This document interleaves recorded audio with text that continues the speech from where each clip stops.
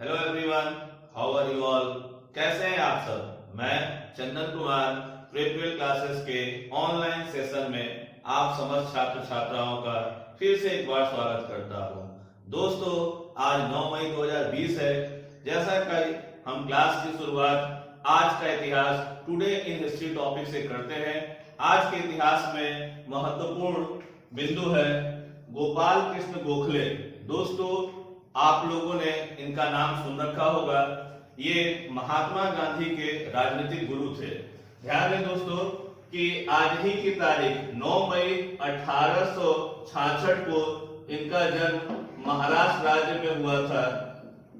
खास बात यह है कि यह देश के प्रमुख राजनेता, समाज सेवी और विचारक थे। हमारा दूसरा महत्वपूर्ण इतिहास का बिंदु है ताजमहल। ताजमहल का नाम आते ही आपके दिमाग में सब कुछ आने लगता है। लगभग दुनिया के हर लोगों को ताजमहल के बारे में कुछ न कुछ जानकारी होती है। ताजमहल उत्तर प्रदेश के आगरा में यमुना नदी के तट पर स्थित है। यह दुनिया की सर्वश्रेष्ठ कलाकृतियों में से एक है। दुनिया के महान स्थापत्य में से गिना जाता है। ताजमहल का निर्माण मुगल बादशाह शाहजहां ने अपनी बेगम मुमताज की याद में बनवाया था।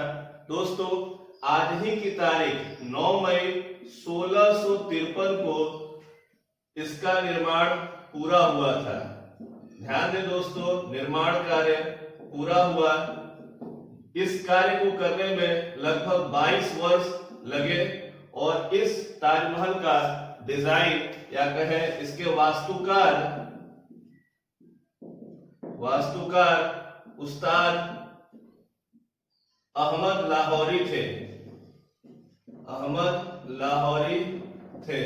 ध्यान दें दोस्तों, वास्तुकार अक्सर एग्जाम में पूछा जाता है, इसलिए इस पर ध्यान जरूर रखेंगे आप लोग। हमारा तीसरा महत्वपूर्ण बिंदु है महाराणा प्रताप। आपने छोटी कक्षाओं में पढ़ रखा होगा, कविताएं महाराणा प्रताप का, वीरता की कहानियां सुन रखी होगी। महाराणा प्रताप का जन्म आज ही की तारीख 9 मई 1540 को मेवाड़ में हुआ था। इनका संबंध सिसोदिया वंश से था और आप लोगों ने सुन रखा होगा कि इन्होंने अपने पूरे जीवन काल में अकबर से वीरता से लड़ते रहे और हल्दी घाटी का प्रसिद्ध युद्ध इन्हीं के बीच में हुआ था। ध्यान दें दोस्तों, अगला हमारा बिंदु है तेंजिंग नोर्गे। ध्यान दें कि दुनिया की सबसे सर्वोच्च ऊंची चोटी माउंट एवरेस्ट मानी जाती है।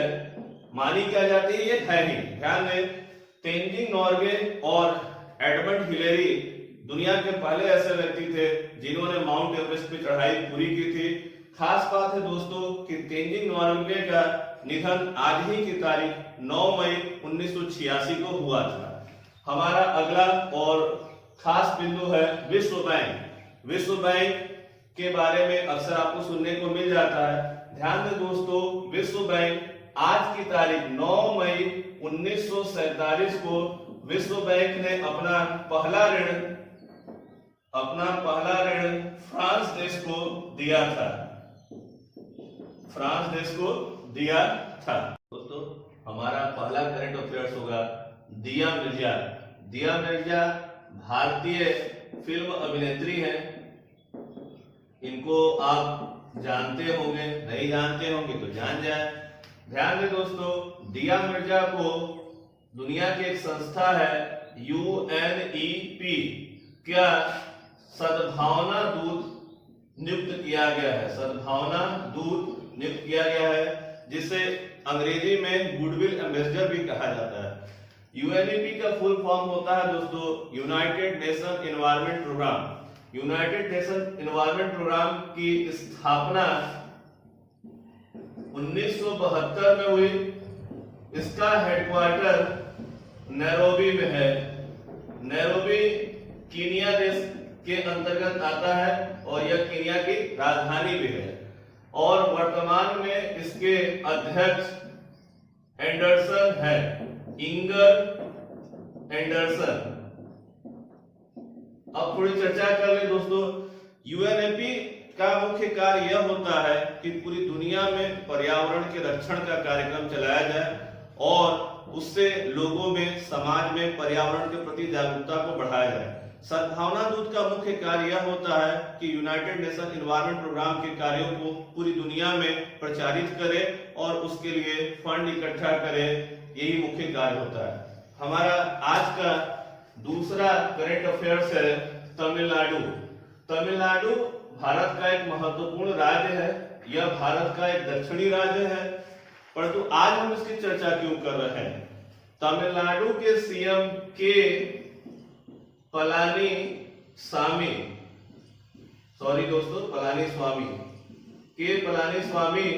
ने यह घोषणा किया है कि राज्य सरकार के कर्मचारियों को अब 58 वर्ष की जगह 59 वर्ष में सेवानिवृत्त किया जाएगा और यह तत्काल प्रभाव से लागू किया जाता है।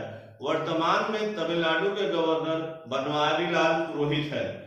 दोस्तों, हमारा अगला टॉपिक है वंदे भारत मिशन। ध्यान दें, इसे भारत सरकार ने घोषित कर रखा है। इसके अंतर्गत विदेशों में फंसे लोगों को फ्लाइट के माध्यम से भारत लाने का कार्यक्रम है। लगभग 64 फ्लाइट के द्वारा दुनिया के अलग अलग देशों में जो लोग फंसे हुए हैं और भारत वापस आना चाहते हैं, भारत सरकार इस मिशन के अंतर्गत उन्हें लाने का कार्यक्रम शुरू किया हुआ है और सफलतापूर्वक लोगों को लाया जा रहा है। क्योंकि वर्तमान का दौर कोविड का दौर है, जो भी लोग हैं वो चाहते हैं कि स्वदेश वापसी हो सके। हमारा अगला महत्वपूर्ण बिंदु है एनसेफ। दोस्तों, यह एक मास्क का नाम है, ठीक है। वर्तमान में मास्क बहुत कामयाब चीज है, क्योंकि कोविड से लड़ने के लिए मास्क को, अपने फेस को मास्क के द्वारा कवर करना बहुत अनिवार्य है। एनसेफ ये आईआईटी दिल्ली के छात्रों के द्वारा बनाया गया ऐसा मास्क है जिसको लगातार आप 50 बार तक धुल सकते हैं और उसका इस्तेमाल कर सकते हैं। यह बड़ा ही महत्वपूर्ण इन्वेंशन है। क्योंकि ऐसे तो मास्क एक से दूसरी बार इस्तेमाल करने पर वो बेकार हो जाता है, परंतु इसको 50 बार धुल करके हम इस्तेमाल कर सकते हैं। ध्यान रखेंगे दोस्तों, एनसेफ क्या है? एक मास्क है जिसे आईआईटी दिल्ली के छात्रों ने विकसित कर रखा है।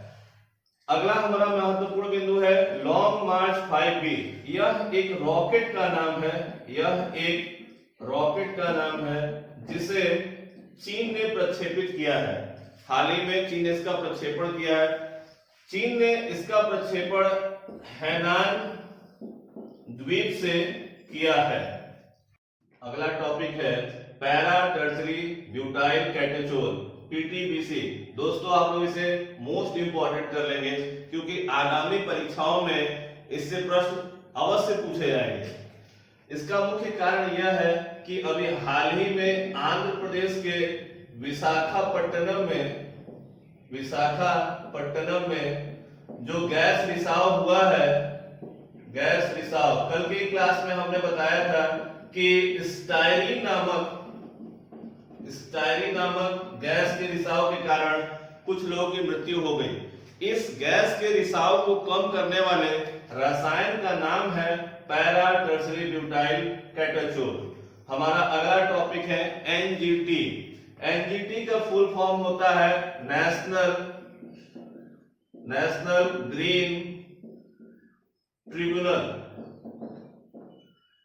दोस्तों, इसे राष्ट्रीय हरित न्यायाधिकरण भी कहते हैं। आज इस टॉपिक पे चर्चा का मुख्य कारण यह है कि एनजीटी ने एलजी पॉलीमर कंपनी पर 50 करोड़ का जुर्माना लगाया है। कारण कि इस कंपनी के संयंत्र से स्टायरीन नामक गैस का रिसाव हुआ, जिसमें कई लोग मारे गए हैं। दोस्तों, हम लोग थोड़ी चर्चा एनजीटी पे कर ले। एनजीटी की स्थापना 2010 में हुई। यह भारत का एक हरित न्यायाधिकरण है, जिसे हाई कोर्ट के समान अधिकार दिए गए हैं। दोस्तों, एनजीटी देश में पर्यावरणीय न्यायालय के रूप में काम करता है। इसके गठन का मुख्य उद्देश्य यह था कि हाई कोर्ट तथा सुप्रीम कोर्ट पर पर्यावरण से संबंधित मामलों पर जो अनावश्यक बोझ पड़ रहे थे उसको कम किया जाए। एनजीटी लगातार अपने कार्य को अच्छे ढंग से कर रहा है। दोस्तों एक बात हम और बता दें कि एनजीटी में एक अध्यक्ष होता है और इस वर्तमान में इसके अध्यक्ष हैं आदर्श कुमार गोयल। और ध्यान दें दोस्तों, एनजीटी का वर्तमान में हेडक्वार्टर दिल्ली है तथा 4 इसकी क्षेत्रीय शाखाएं भी हैं जो भोपाल, पुणे, कोलकाता और चेन्नई में स्थित है। हमारा अगला महत्वपूर्ण करंट अफेयर्स है तेल अवीव। तेल अवीव इजराइल का एक शहर है। इजराइल, आपने इस देश का नाम सुन रखा होगा, पश्चिमी एशिया का एक बहुत महत्वपूर्ण देश, दुनिया का टेक्नोलॉजी में अपना एक अलग मुकाम रखता है।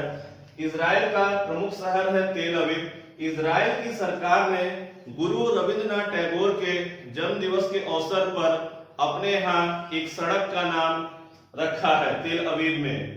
ध्यान दें दोस्तों, इजराइल की राजधानी यरूशलेम है और वर्तमान में इजराइल के पीएम बेंजामिन नेतन्याहू है जो दुनिया की एक महत्वपूर्ण शख्सियत है।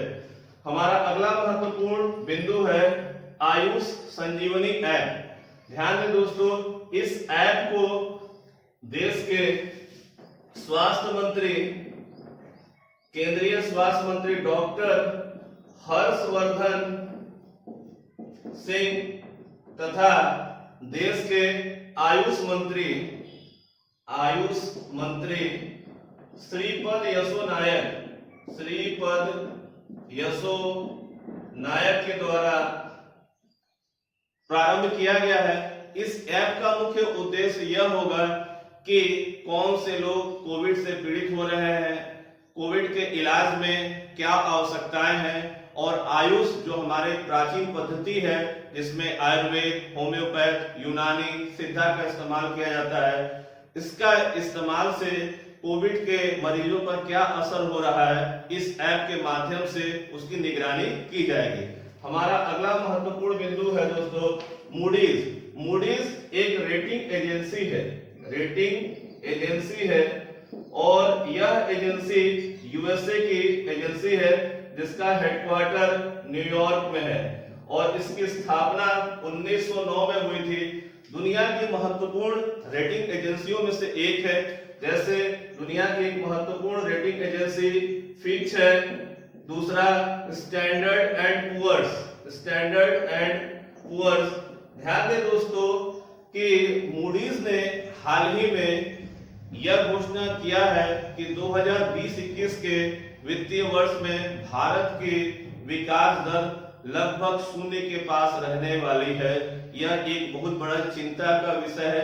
लगातार विभिन्न रेटिंग एजेंसियों ने भारत की विकास दर को कम ही आंका है और मूडीज ने भी इससे कम ही किया है।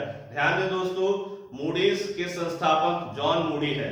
हमारा अगला महत्वपूर्ण बिंदु है सीमा सड़क संगठन, जिसको हम लोग बीआरओ के नाम से भी जानते हैं। हाल ही में 7 मई को इस संस्था ने अपनी स्थापना के 60 वर्ष पूरे किए। ध्यान दें दोस्तों, सीमा सड़क संगठन देश में सीमावर्ती क्षेत्रों में, बॉर्डर्स वाले एरिया में सीमा सड़क बनाने का काम करता है, उसकी निगरानी रखता है। और खास बात है कि बीआरओ रक्षा मंत्रालय के अधीन है।